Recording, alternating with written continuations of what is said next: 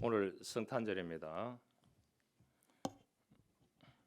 우리 교우들 가운데 온라인 예배 드리는 분들 화면이 더 잘 보인대요. 다 같이 예배 드리게 돼서 감사하고 또 한 해 유종의 미를 거두게 돼서 하나님께 감사합니다. 하나님께서 이 한 해 동안 우리에게 예수 그리스도를 이 땅에 보내주시고 또한 성탄절을 지킬 수 있다는 이 자체가 하나님 앞에 영광입니다. 하나님께 영광의 박수를 한번 올려드리겠습니다.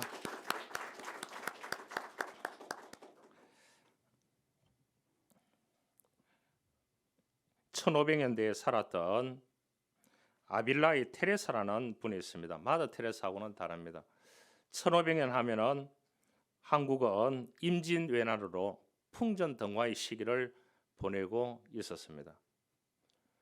이때 유럽은 교육적으로 자유주의 교육을 해야 된다.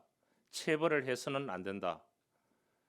그런 이제 물결이 모든 곳에서 나타나고 있는 그러한 시점이었습니다. 그 가운데 아빌라이 테레사라는 분이 있었습니다. 이 사람은 말틴 루터가 종교개혁을 하고 난 후에 스페인에서 수도원 개혁에 헌신했던 여성 지도자입니다. 그녀는 가톨릭 교회 안에 머무르고 있던 수도원의 개혁만이 세상에 희망을 줄 수 있다고 시작해서 이 수도원 개혁에 헌신했던 분입니다. 그는 본래 스페인의 귀족 출신의 그러한 여인이었습니다. 모든 것을 버리고 아빌라에 있는 곳에 카르멜 수도원에 들어가서 평생 수도원에서 정진하면서 많은 핍박과 어려움을 경험하고 교회 지도자들에게조차 많은 오해를 받기도 하고, 그러나 그는 미소를 잃지 않았고 어떤 경우에도 세 가지 일, 이것을 꼭 지켰다고 합니다. 매일 기도하는 일, 매일 시를 쓰는 일, 그 다음에 매일 하나님께 찬양하는 일, 이 세 가지를 지켰다고 합니다. 이분이 이제 이 시 한 편을 남기고 그 수도원 개혁에 힘쓰고 나중에 순교했던 사람입니다. 그 시를 소개하고자 합니다. 이분은 이제 그 많은 일을 했음에도 불구하고 책을 남기는 게 아니고 시 한 편을 남겼습니다. 어느 것에도 마음이 흔들리지 말라. 무엇에도 걱정하지 말라.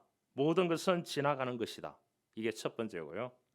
두 번째 뭐냐? 하나님은 변치 않으시나니 인내함으로 모든 것을 행할 것이니라. 인내함으로 행하여야 된다.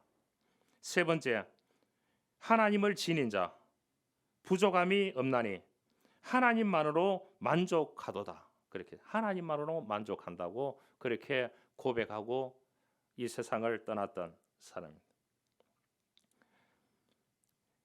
정말 오늘 우리가 이 땅에 살아가는데 수많은 문화와 좋은 환경이잖아요. 그래서 정말로 하나님만으로 만족하냐? 다윗이 고백했듯이 내 잔이 넘치나이다. 수많은 어려움 가운데서도 다윗은 왕임에도 불구하고 그렇게 고백했습니다. 내 잔이 넘친다. 내 마음의 잔이 넘치고 사랑의 잔이 넘치고 또한 하나님을 믿는 믿음의 잔이 넘치고 기쁨과 희망의 잔이 넘치는 그러한 삶을 살아가는 일개의 왕도 하나님만으로 만족하는 인생을 살았습니다.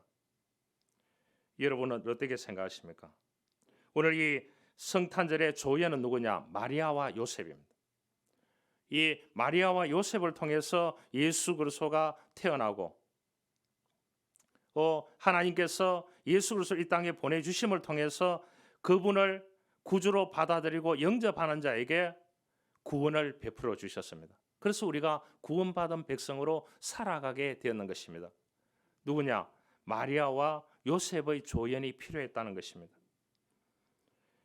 동정녀의 탄생을 믿고 부활을 믿고 하나님의 말씀의 능력을 믿을 때에 환경과 이성을 초월하여 순종할 수 있는 것입니다. 가브리엘 천사가 성령으로 잉태될 것을 마리아에게 얘기했습니다. 마리아는 순종으로 받아들였습니다. 마리아가 이르되 주의 여정이오니 말씀대로 내게 이루어지이다 하매 천사가 떠나가리라. 마리아를 통해서 예수 그리스도가 잉태되게 되는 것입니다. 그래서 하나님은 죄인을 구원하시기 위해서 하나님의 손으로 창조된 이들이 죄로 인해서 타락하고 사망의 고통에 매여 있을 때 이 땅에 예수님을 보내주셨습니다. 그래서 요한복음 보면 예수는 길이요 진리요 생명이라고 했습니다. 할렐루야. 그래서 오늘 이 본문에 말씀합니다. 하나님이 세상을 이처럼 사랑하사 독생자를 주셨으니 이를 그를 믿는 자마다 멸망하지 않고 영생을 얻게 하려 하심이라. 영생이 뭐예요? 엔토로 라이프. 하나님이 사시는 삶입니다. 우리가 이 땅에서도 하나님의 나라를 경험하지만 우리가 육신의 몸을 벗을 때에 주님이 다시 오실 때에 영원한 하나님의 나라를 경험하고 그 영원한 하나님의 나라에서 살아가는 것입니다. 그래서 예수 그리스도를 믿고 구주로 영접하고 믿음으로 살아가는 사람은 영생받은 자입니다. 그러면 엔토로 라이프, 영생하는 삶을 살아야 되는, 하나님이 사시는 삶은 어떤 삶이에요? 구별된 삶입니다. 철두철미하게 버려야 될 거 버리고 얻어야 될 거 얻고, 하나님은 사랑의 삶을 살았어요. 항상 마음 한가운데 사랑을 가지고 살아야 돼요. 하나님은 능력 있는 삶을 살았습니다. 여러분, 안 된다고 생각하지 마시길 바랍니다. 캄캄할 때가 많이 있잖아요. 그럴 때 무릎 꿇고 기도하면 하나님께서 그곳에 기적을 베풀어 주실 줄 믿습니다. 이것이 영생의 삶입니다. 엔토로 라이프, 하나님이 사시는 삶을 우리가 이 땅에서 살아내어야 되는 것입니다. 여러분, 육신의 질병으로 인해서 고통당하는 환자가 있는데 이 환자가 명의를 만났다. 얼마나 좋아요. 인생에 그 명의를 만났다. 너무 좋은 것입니다. 기뻐하듯이 죄와 허물로 인해서 지옥 갈 사람이 천국으로 인도할 구원자 예수 그리스도를 이 성탄절에 보내주심을 통해서, 마리아를 통해서, 마리아의 순종을 통해서 보내주심을 통해서 우리가 구주를 영접하고 그 예수 그리스도를 믿음으로 영원한 생명을 얻어서 살아가는, 그래서 이 땅에서도 하나님의 나라를 경험하고 영원히 죽어서도 하나님의 나라의 천국에서 경험하는 삶을 살아갈 수 있는 놀라운 은혜를 주셨습니다. 누구나 예수 그리스도를 구주로 믿으면 구원을 받는 것입니다.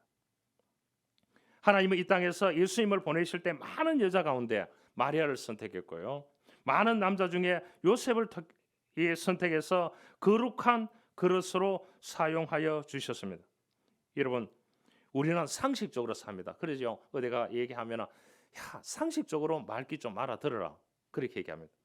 여러분, 예수 그리스도께서 이 땅에 오신 사건은 상식이 아닙니다. 요셉과 마리아의 사건은 동녀의 탄생은 상식 밖의 일입니다. 거기에 능력이 있었는 것입니다. 여러분, 우리가 이 땅에 살아가는 동안 이 팩터, 그 상식만 가지고 살아가면 기적을 경험할 수 없는 것입니다.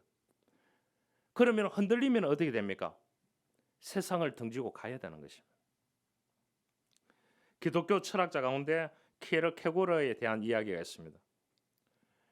참 이분이 대단한 사람인데, 제가 교육학 박사 논문도 이 키에르 케고르의 간접 전달에 대해서 썼습니다만은 이 위대한 기독교 철학자입니다. 이분의 이야기 가운데 위대한 이야기가 있습니다. 아주 비천한 소녀를 사랑하는 왕이 있었다고 합니다. 그에게는 왕가의 혈통도 없었고 공식적인 교육도 못 받았고 누더기 같은 옷을 걸치고 농촌의 오두막집에 살고 있는 그 소녀를 이 왕이 너무나 사랑하는 겁니다.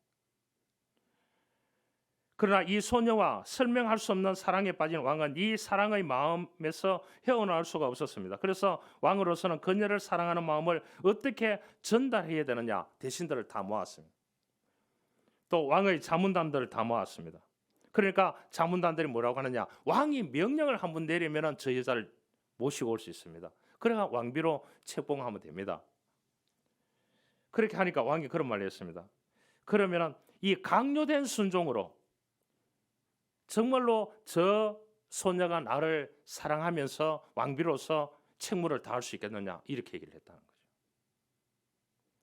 또 어떤 참모는 그런 말을 했습니다. 그 소년의 지위를 격상시켜서 벼슬을 줘가지고 왕궁에 모시고 오면 됩니다. 왕이요. 그렇게 하니까 그러면은 저 공주가 어떻게 견뎌나겠느냐고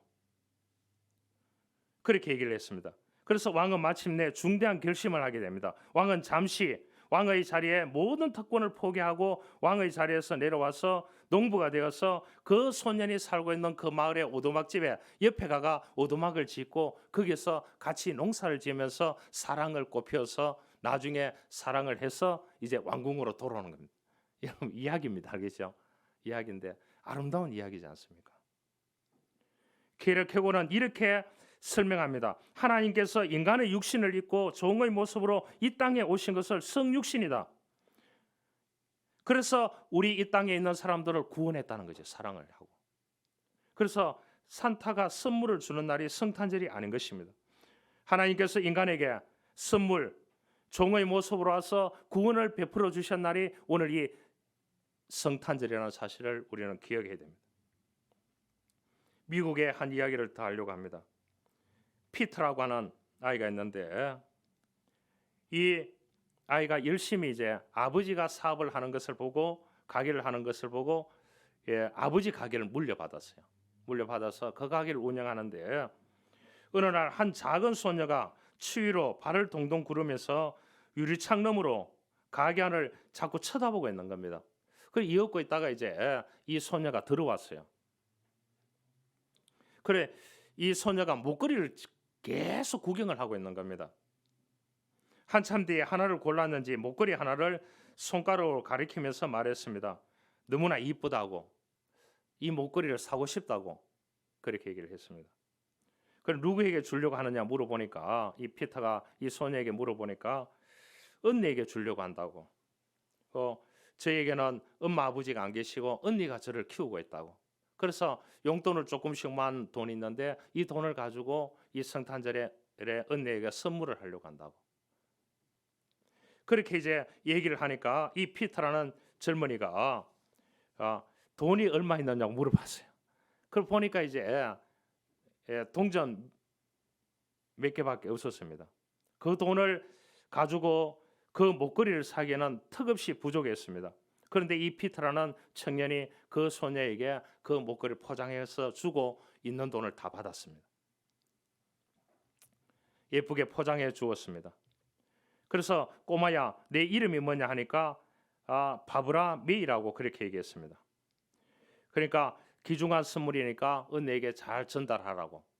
그런데 며칠이 지났어요. 이 보석 가게에 한 여인이 나타났습니다. 젊은 여인이요. 그러면서 그 메이가 사갔던 선물 포장에 있는 그 목걸이를 내면서 이 목걸이를 판 적이 있느냐 이렇게 얘기했습니다. 판 적이 있다고 소녀에게. 그런데 내 동생인데 그만한 돈이 없었다고 그렇게 얘기하니까 그 아이 마음이 너무나 착해서 있는 돈을 받고 이 목걸이를 줬다고 언니에게 선물해야 된다 하길래.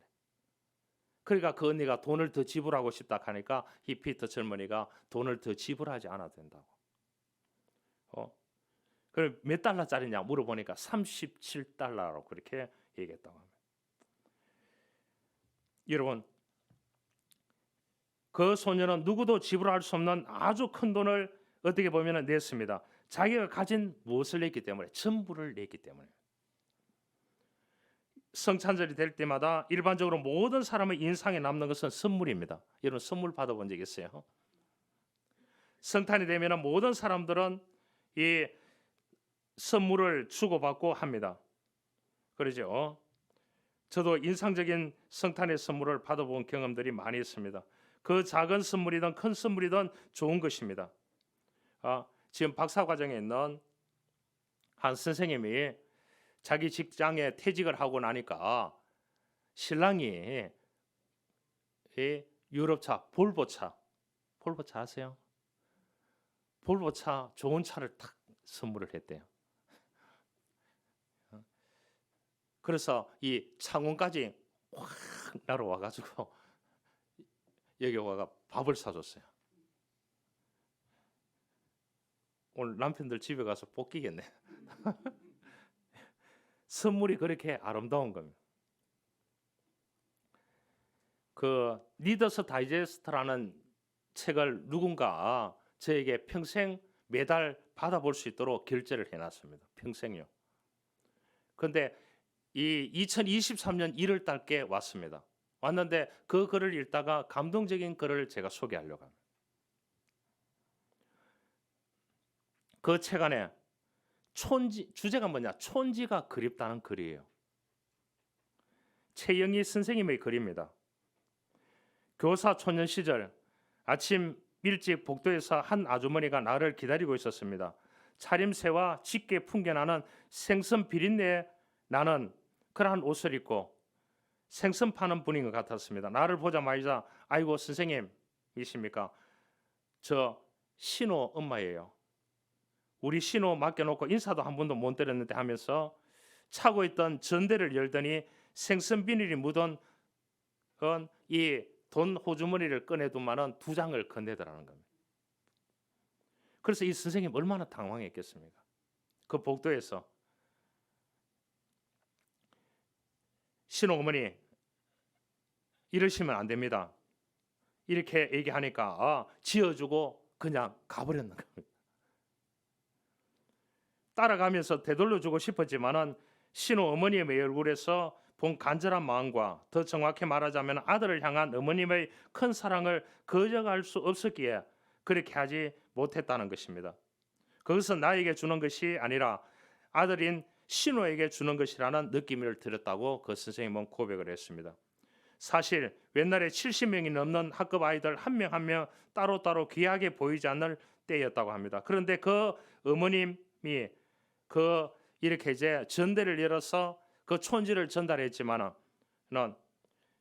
그 한 어머니뿐 아니라 70명 모두에게 전달하는 같은 느낌을 이 선생님이 받았다고 합니다. 그 순간 다른 어머니들의 얼굴이 떠올랐다고 합니다. 모든 부모가 이렇게 자식을 걱정하고 잘 되기를 바라겠구나.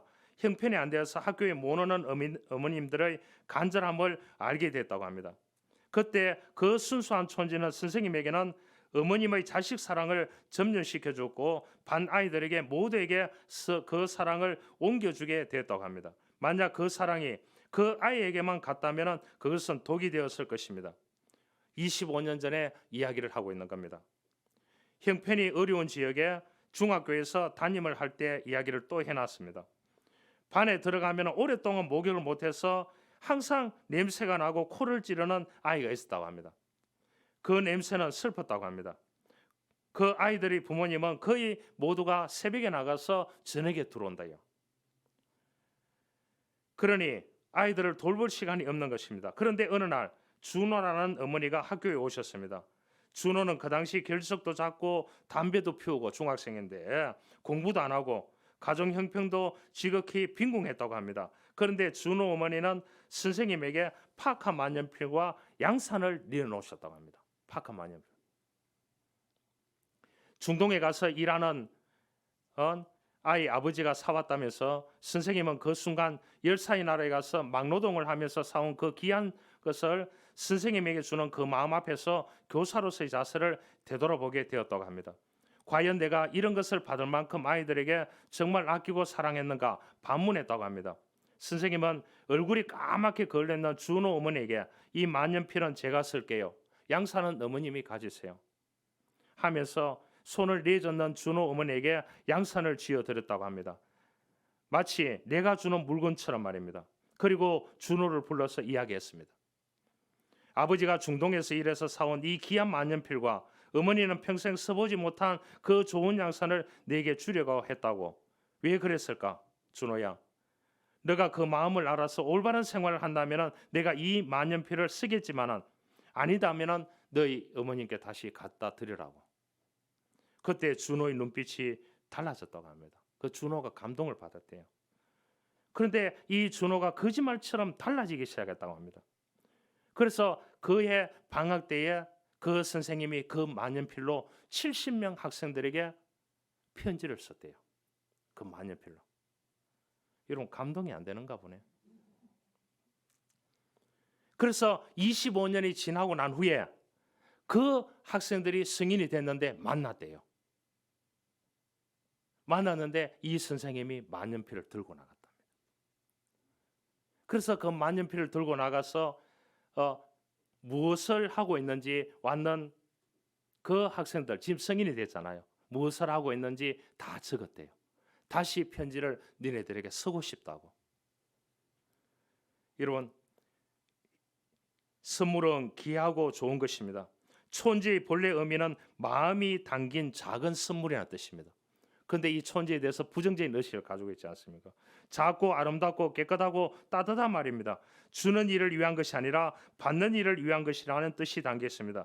선물은 귀하고 좋은 것입니다. 왜냐하면 그 선물에는 따뜻한 사랑과 깊은 관심과 존경이 담겨 있기 때문인 것입니다.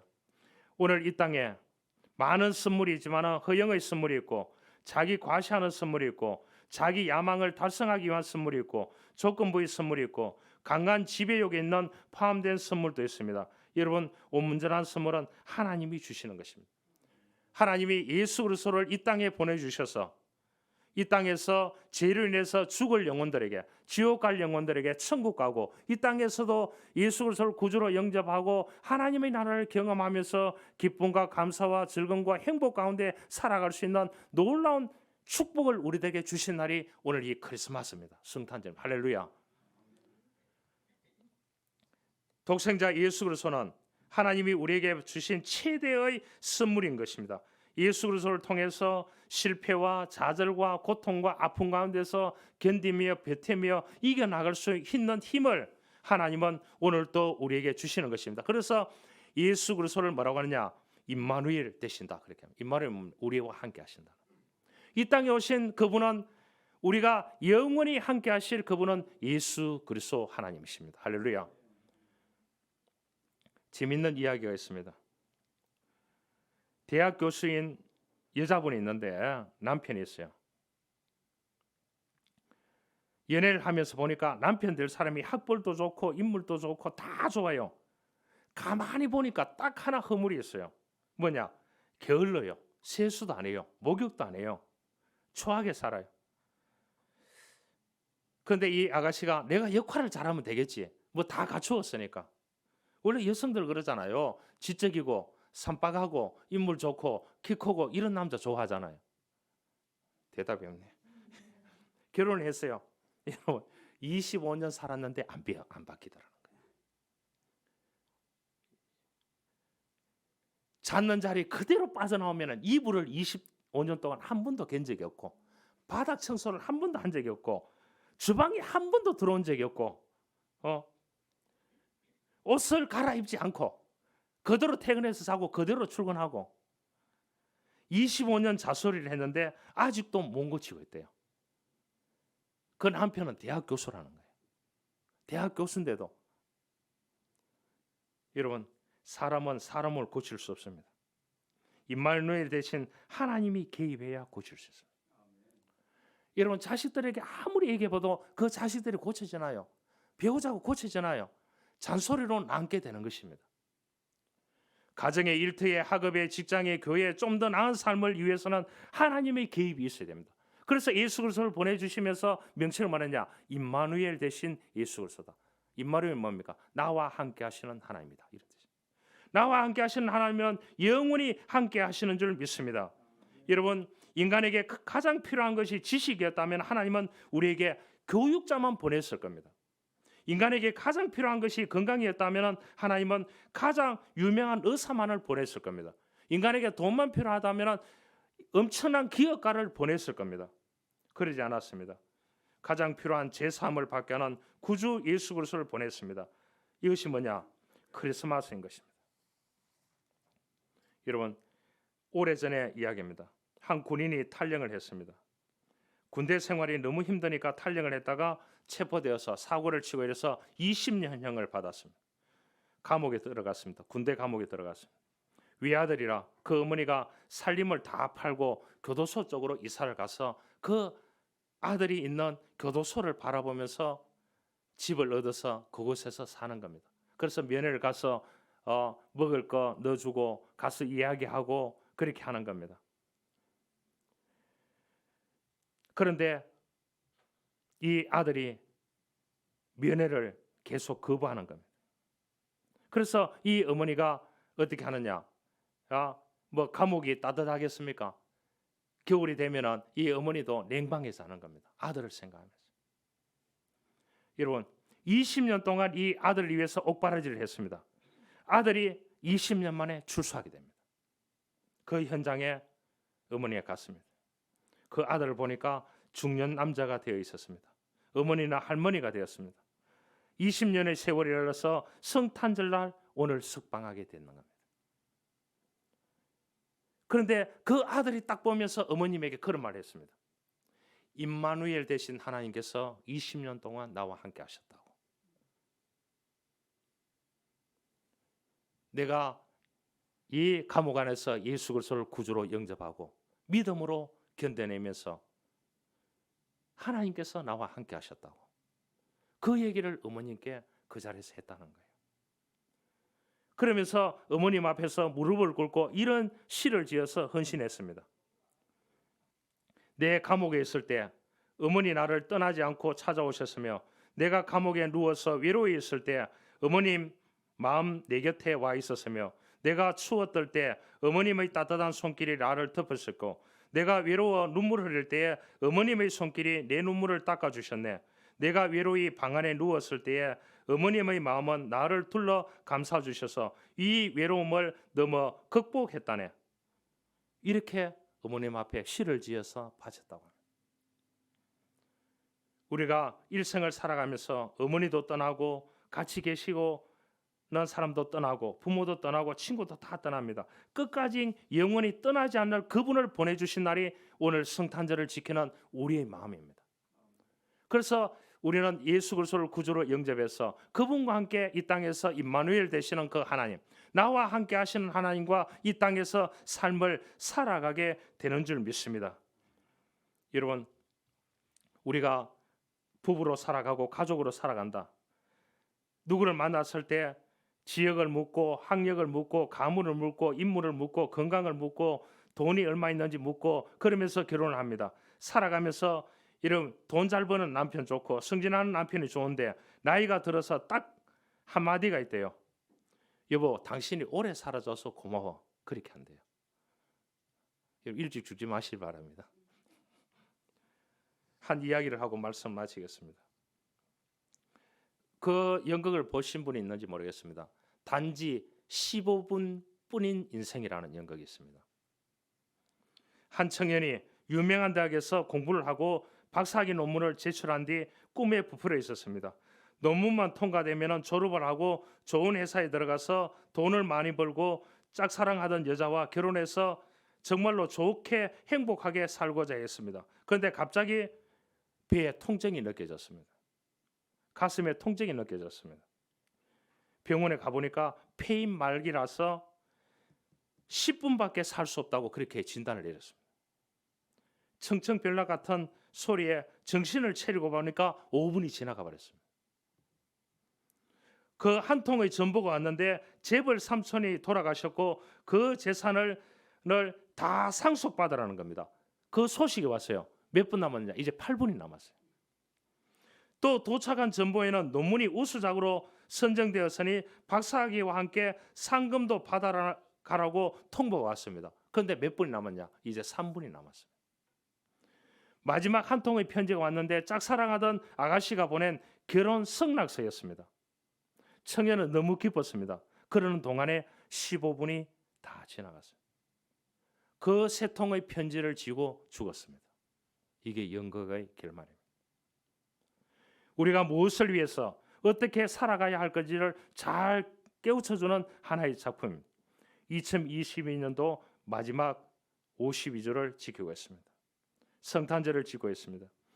우리도 우리의 삶에 있어서 가장 중요한 것이 무엇인지를 알고 살아가야 됩니다. 사랑하는 성도 여러분, 하나님은 우리에게 가장 고귀한 선물, 우리를 이처럼 사랑하사 독생자 예수 그리스도를 이 땅에 가장 큰 선물로 보내주심을 통해서 구원받은 백성으로 이 땅에서 당당하게 용기 있게 힘 있게 하나님의 지혜를 받고 살아갈 수 있는 능력을 우리들에게 주셨습니다. 그분은 함께 하실 겁니다. 여러분들이 고통당할 때에 어려울 때에 굴곡 있는 세상을 살아갈 때에 인내하고 버티고 견디고 또한 기쁨과 감사와 감격 가운데 감동 가운데 살아갈 수 있는 이러한 희비가 교차되는 그러한 삶 가운데서도 함께 하시리라고 믿습니다. 그러기에 이 유종의 미를 이 한 해를 성탄절을 통해서 잘 보낼 수 있는 저와 여러분들이 될 수 있기를 주님으로 축원합니다.